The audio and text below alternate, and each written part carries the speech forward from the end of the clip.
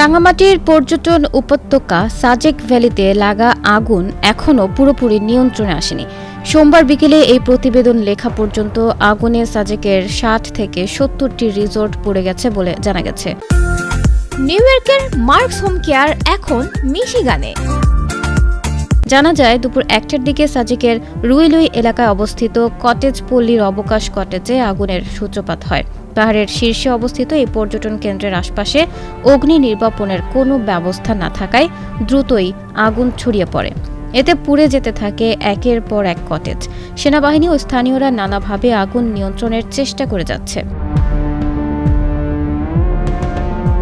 বাঘাইছড়ি উপজেলার নির্বাহী কর্মকর্তা শিরিন আক্তার জানিয়েছেন, এখন পর্যন্ত আগুন পুরোপুরি নিয়ন্ত্রণে আসেনি।